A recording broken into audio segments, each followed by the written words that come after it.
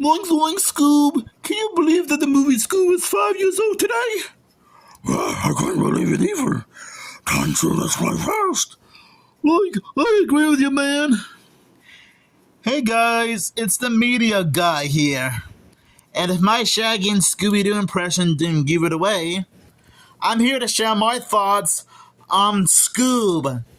Okay, well, technically, this is more like a second look review of this movie, since I'm doing it on the 5th anniversary of Scoob today! Woohoo!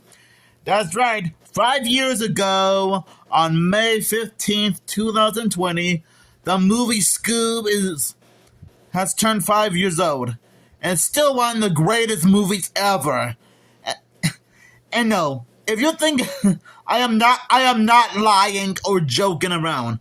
Actually, I am serious about how great the movie Scoob is.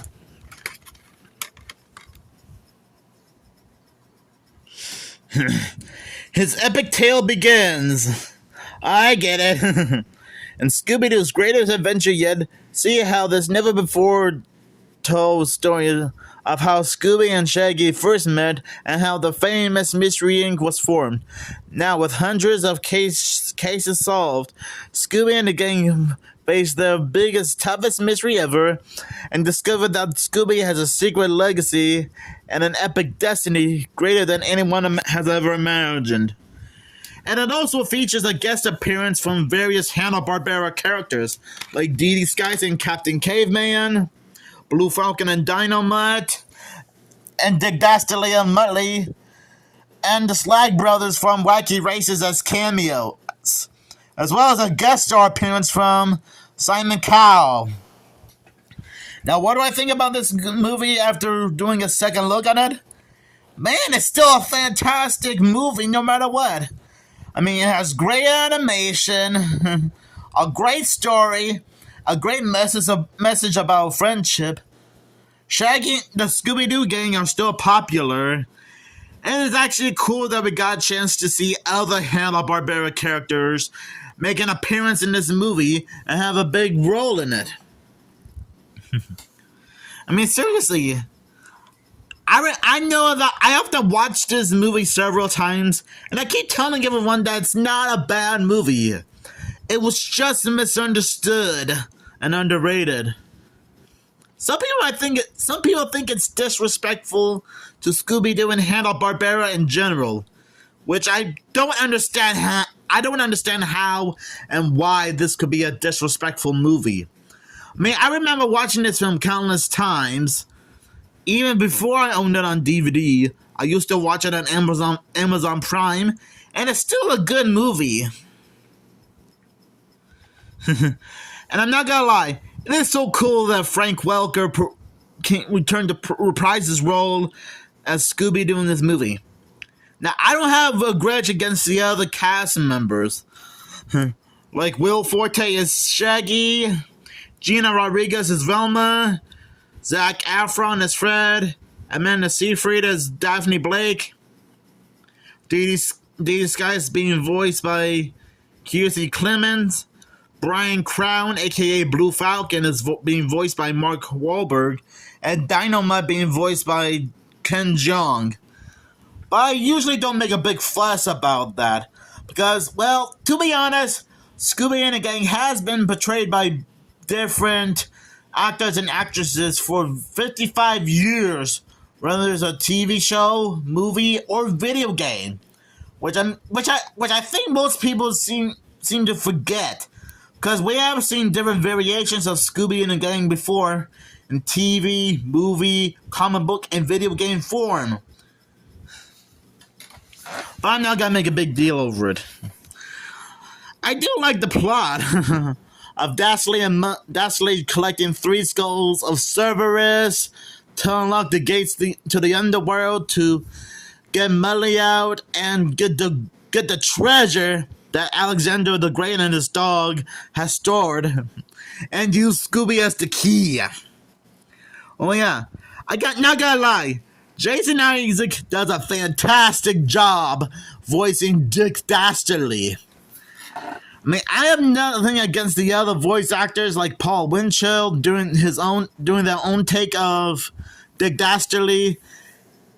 But I honestly think Jason Isaac does a fantastic job.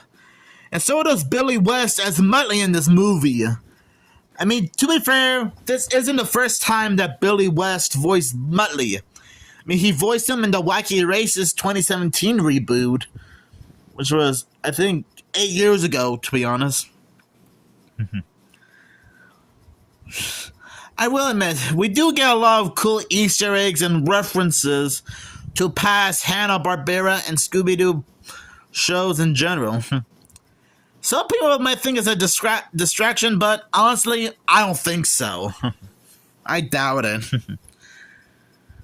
I do like Shaggy and Scooby's bonding in this movie.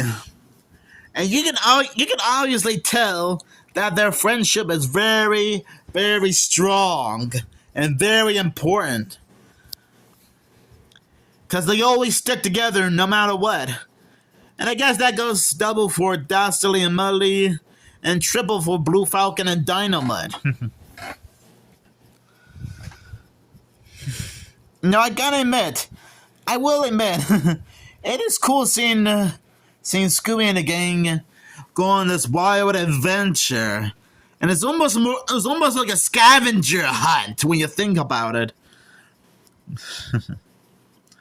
And it's cool that we got a little bit of backstory on Scooby's long family tree, on how he's the last descendant of Peritas, which is the dog of Alexander the Great. And I also like Blue Falcon and Dynamite's new design. I mean, sure, some people might be split down the middle about it, but I honestly don't mind the new look that Blue Falcon and Dynamite has. And yes, speaking of Blue Falcon, I think I might have mentioned this before in my original Scoob movie review almost a year ago. But just in case I haven't, it is revealed that Brian Crown is the son of the original Blue Falcon, Radley Crown. In fact, I think they mentioned him several times in the movie, just in case the audience is still a little confused. No, and I guess Dynamite's personality has changed a bit. But to be fair, I think he has got a bit of an upgrade off screen or something.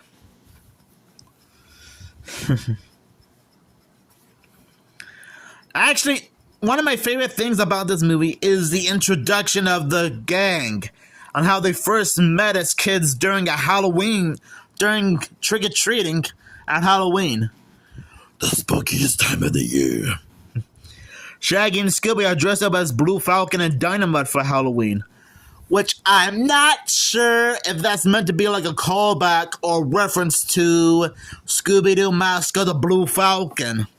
I could be wrong, but just imagine if that was meant to be like an Easter egg in reference to the time Shaggy and Scooby dressed up as Blue Falcon and Dynamite and Scooby-Doo Mask of the Blue Falcon 12 years earlier.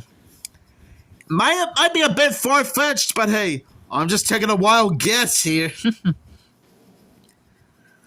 And yes, I guess I will address the elephant in the room. If you guys saw my community posts yesterday, I have brought up the fact that the concept art for the movie Scoob proved that it was going to be completely different from what we ended up with. Because it was going to feature other Hanna-Barbera characters as part of the Falcon Force, besides Blue Falcon and Dynamite and Captain Caveman, like Grape Ape, Jabberjaw, Atamant, and Penelope Pitstop, which she would be replaced by Dee Dee Skies.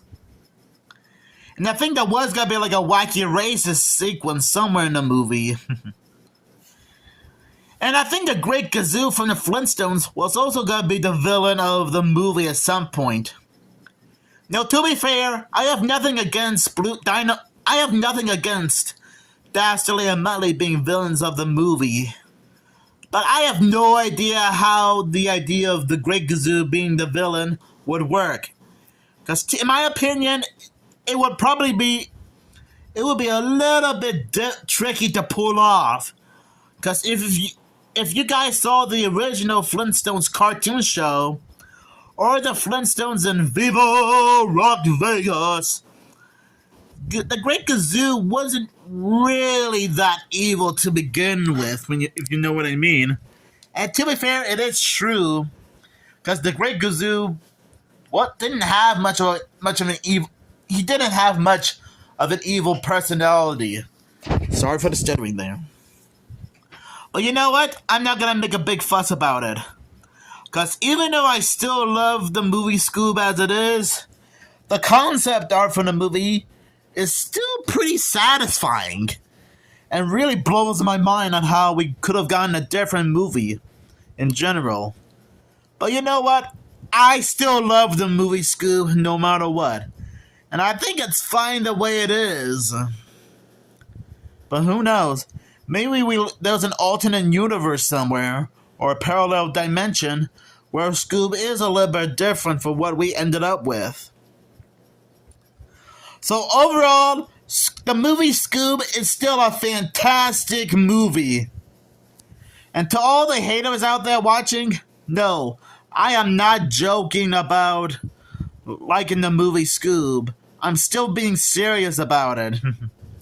So I'll give this movie 5 Falcon Scooby Snacks out of 5. Because that's how fantastic the movie Scooby is. I mean, that's how fantastic the movie Scoob is. And this was quite a nice way to celebrate the 5th anniversary of the movie Scoob. I mean, and it's still hard to believe that this film has been around for 5 years.